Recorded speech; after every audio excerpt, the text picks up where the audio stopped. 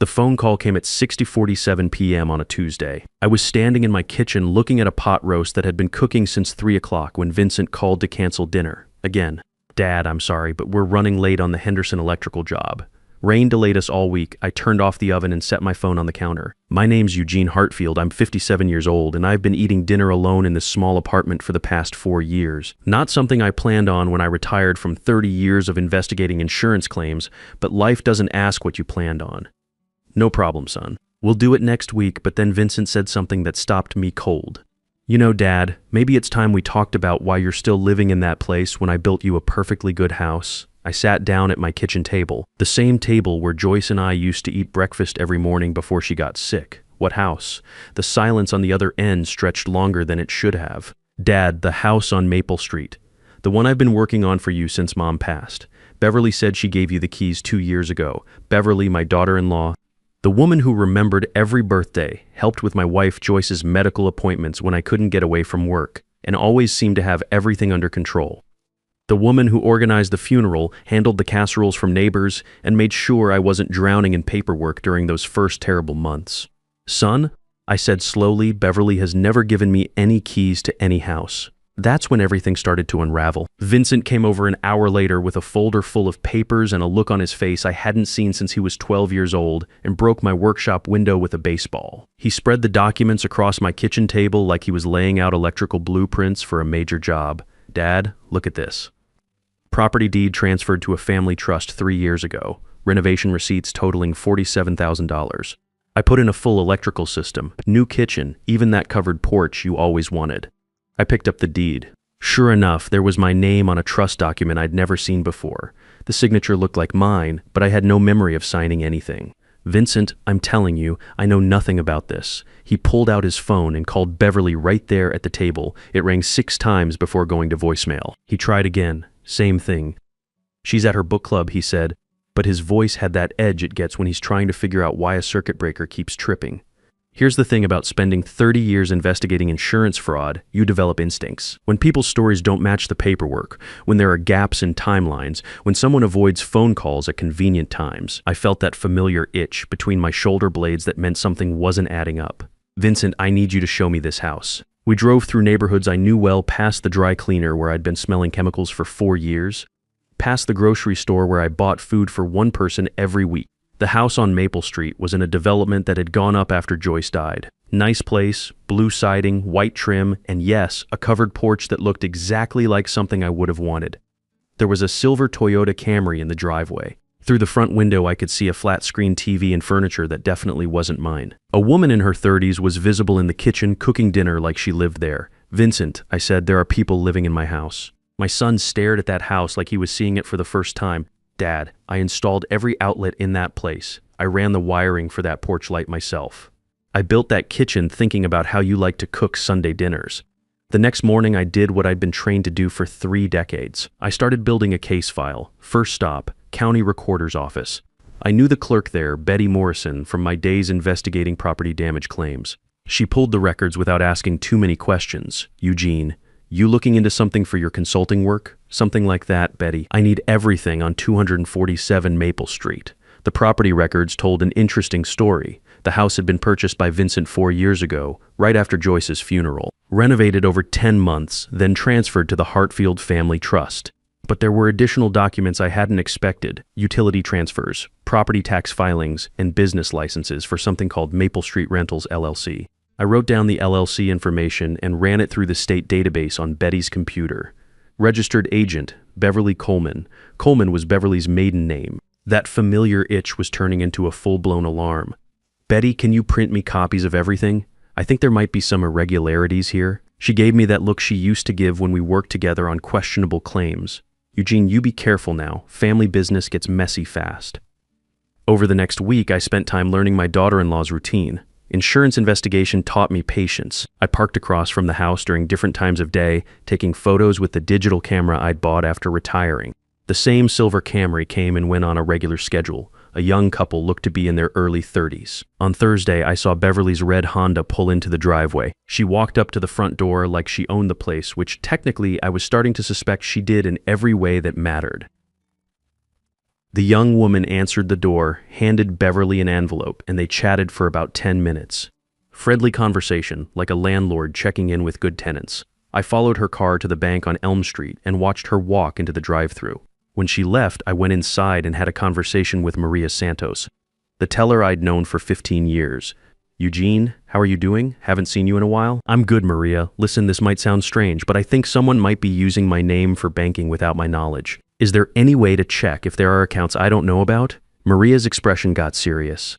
Banking fraud was something they took seriously, especially when it involved elderly customers.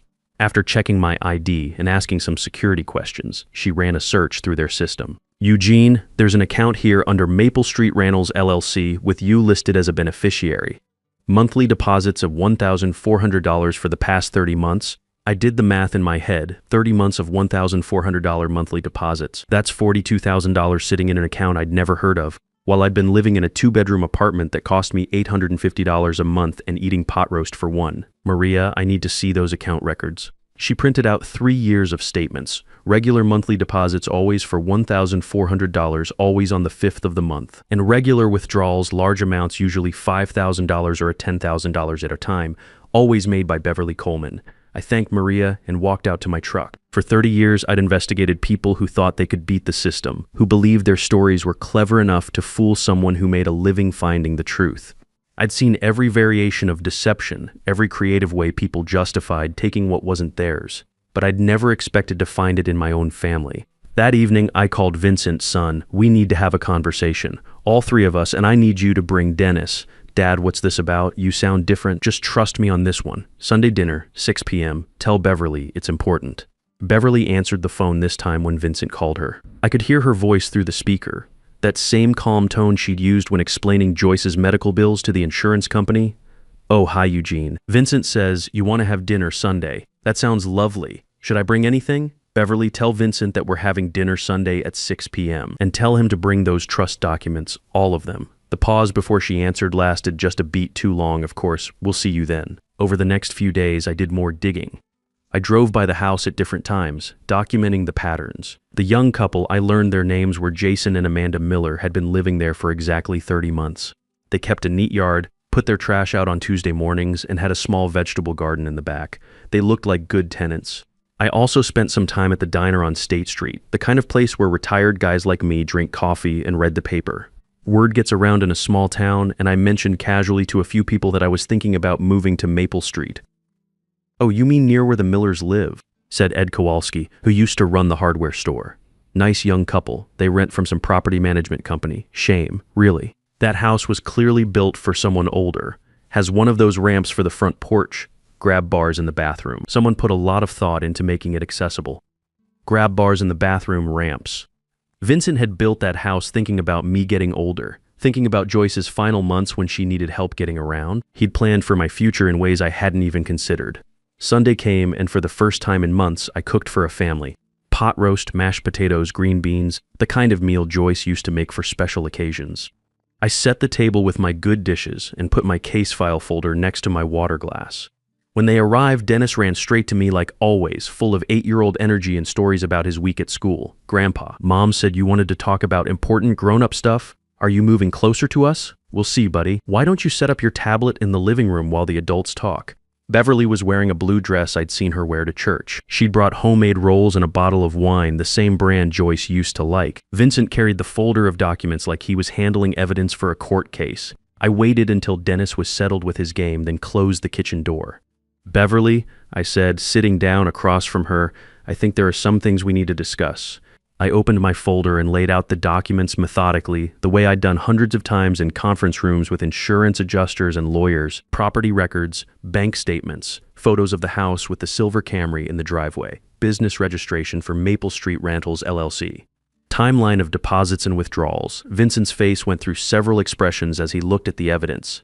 Beverly sat very still, her hands folded in her lap like she was waiting for a verdict. Beverly, I said in the same tone I'd used for 30 years when presenting claim evidence, would you like to explain why my house has been rented to strangers for 30 months? She looked at the documents for a long time. When she finally spoke, her voice was quiet but steady. my brother Roger was in trouble, bad trouble. The kind where people show up at your apartment with baseball bats and make it clear what happens if you don't pay. Vincent was staring at his wife like he'd never seen her before. How much trouble? $35,000 in gambling debts. To the wrong people, street people, not casino people. Beverly's hands were shaking slightly. Now he came to me terrified. Eugene, these weren't people who send collection letters. These were people who break kneecaps. I kept my voice level, so you decided to rent out my house. I panicked. I looked at that empty house, sitting there with no one living in it, and I thought, just temporarily, just until Roger could get back on his feet and pay these people off. Beverly, Vincent said slowly, that house was for Dad. We talked about this. I spent almost $50,000 making it perfect for him. I know. She was crying now, but I'd seen enough people cry during investigations to know the difference between manipulation and genuine remorse. This was genuine. I kept telling myself it was temporary, that I'd figure out how to fix it before anyone found out. Every month I told myself, next month I'll tell them. But the months kept passing and Roger needed more money and the tenants were so good to the house. I pulled out the bank statements. Beverly, this account shows deposits totaling $42,000 over 30 months. Where did that money go? Most of it to Roger's debt. The rest to house maintenance, property taxes, insurance. I have receipts for everything. Vincent was looking back and forth between the documents and his wife like he was trying to trace a complex wiring problem. Beverly, Dad's been living in that apartment for 4 years while strangers have been sleeping in the house I built specifically for him. Do you understand what that means? The room got quiet, except for the sound of Dennis playing some game in the living room. Normal kid sounds from another world where adults didn't lie to each other about houses and money and family obligations. I understand, Beverly said finally. I understand that I took something that wasn't mine to take. I understand that I made Roger's problem into Eugene's problem without asking permission. And I understand that there's no excuse for that. She looked directly at me. Her eyes were red, but she wasn't looking away or making excuses. I'm prepared to face whatever consequences you think are fair. Here's what 30 years of investigation teaches you. There's a difference between someone who got caught and someone who knows they did wrong. Beverly wasn't making excuses or trying to minimize what she'd done. She was owning it. But understanding the difference between genuine remorse and tactical apology doesn't mean there shouldn't be consequences. Beverly, I want those renters out of my house in 60 days. I want every penny of rental income transferred to an account with my name on it. I want a full accounting of every expense, every deposit, every decision that was made about property that has my name on it. She nodded, yes, and I want you to attend financial counseling, both of you, because if you could hide this from Vincent for 30 months, there might be other things I don't know about. Vincent was quiet, processing everything like he processes electrical problems methodically, checking each connection. Dad, there's something else you should know. I've been sending money to Beverly every month to help with your living expenses while we were getting the house ready. She told me you needed help with rent and groceries. I felt that familiar knot in my stomach that came with discovering a claim was bigger than it first appeared. How much money, son? $600 a month for 30 months. I thought I was helping take care of you. Beverly's face went white. That was another $18,000 on top of the rental income. She'd been collecting money from Vincent to supposedly help me while collecting rent from strangers living in my house. Beverly, I said carefully, where did that money go? Some of it to Roger's debt, some to the house maintenance, some, she stopped and looked at her hands, some to our own bills when Vincent's business was slow last winter. Vincent stood up from the table like he'd been hit with 240 volts. Beverly, you told me Dad needed help. I was working double shifts to send that money. I know, I'm sorry. I'm so sorry. Sorry doesn't fix this, Vincent said. Sorry doesn't give Dad back 4 years of living in that apartment when he could have been here. I watched my son pace around the small kitchen and I saw something I recognized from my own career, the moment when someone realizes the full scope of deception they're dealing with. Vincent wasn't just angry about the house, he was angry about being manipulated, about being made complicit in something he never would have agreed to. Vincent, I said, sit down. Let's figure out how to fix this. He sat, but his jaw was tight. Dad, I don't even know where to start. I feel like I don't know my own wife. Beverly was crying steadily now, but quietly. Vincent, everything I did was to protect this family. Roger's debt, your business struggles, making sure we could keep up with the mortgage. I was trying to hold everything together by lying to everyone, he said. By handling problems you didn't need to worry about. That wasn't your decision to make alone. I held up my hand. Both of you stop. This isn't about your marriage right now. This is about what happens next. I pulled out a legal pad and started making notes. Old habits from documenting insurance settlements. Beverly, I need you to contact the tenants tomorrow and give them proper notice. 60 days in writing. I need you to provide me with access to all accounts related to this property. I need receipts for every expense you claim was house-related. She nodded. Vincent, I need you to help me understand the current condition of the house. What needs to be done to make it move-in ready for me specifically? Dad, it's been ready for 2 years. I built it for you. Wider doorways, grab bars, non-slip flooring. Everything Mom would have needed if. He stopped. If Joyce had lived long enough to need those things, Vincent had been planning for both of us to age in that house together. Roger, I continued, Beverly's brother. I want to meet with him this week. Beverly looked surprised. Eugene, why? Because I want to understand what kind of trouble requires $35,000 to solve. And I want to make sure it's actually solved. It is, Roger's been clean for 8 months. He's working steady, going to counseling. Then he won't mind explaining that to me directly. I stood up and walked to the window outside. I could see Vincent's truck in my apartment complex parking lot. Same truck he'd been driving when he came to help me pack up Joyce's things, when he'd promised to take care of everything so I didn't have to worry. Here's what's going to happen, I said, turning back to them. Beverly, you're going to make this right. Financially, legally, and personally. Vincent, you and I are going to inspect that house this week and make sure it's actually ready for me to live in. What about us? Beverly asked quietly. What about you? Are you going to forgive me? Are we still going to be a family? I looked at this woman who had organized my wife's funeral, who had held my hand during the lawyer meetings, who had made sure I ate regular meals in those first weeks when I forgot to take care of myself. Beverly, forgiveness isn't something I can decide right now while I'm still learning the full extent of what you did. What I can tell you is that I'm not going to destroy this family over it. But things are going to be different. Dennis appeared in the kitchen doorway, looking sleepy. Are you guys done talking? Mom, why are you crying? Beverly wiped her eyes and managed to smile. Just grown-up stuff, baby. Nothing for you to worry about. Grandpa, are you still moving closer to us? I looked at my grandson, this innocent kid who had no idea his family had just imploded and rebuilt itself in the space of one dinner conversation. Yes, Dennis, I think I am. 2 months later, I moved into the house on Maple Street. Vincent came with Dennis, and we carried boxes from the apartment while the boy declared himself the official moving supervisor. He took his job seriously with a clipboard and a red pen, checking off items as we brought them in. Grandpa, this house is way cooler than your old place. It doesn't smell like chemicals, and look, you have a real front porch. The Millers had been understanding when Beverly explained the situation. They'd found a nice rental across town and had even left the vegetable garden they'd planted in the backyard. We hope you enjoy the tomatoes. Amanda Miller had written in a note they left on the kitchen counter. The house has good bones. Someone built it with a lot of love. Vincent had thought about every detail. The kitchen counters were the right height for someone my age. The bathroom had grab bars that looked like they belonged there, not like medical equipment. The covered porch had electrical outlets positioned perfectly for a coffee maker or a radio. Dad, Vincent said as we carried in my reading chair, I want you to know something. When I built this place, I was thinking about you and Mom both. I planned it so you could take care of each other as you got older. I had to stop for a moment and look at the ramp he'd built from the driveway to the front door. Not obvious, just a gentle slope that would make things easier if I ever needed a walker or wheelchair. He'd been planning for contingencies I hadn't even considered. Son, it's perfect. Beverly kept her word about the counseling. Both of them went every Tuesday to a financial advisor who helped couples rebuild trust after money problems. Dennis stayed with me those evenings, and we worked on his homework at the kitchen table Vincent had built specially for the space.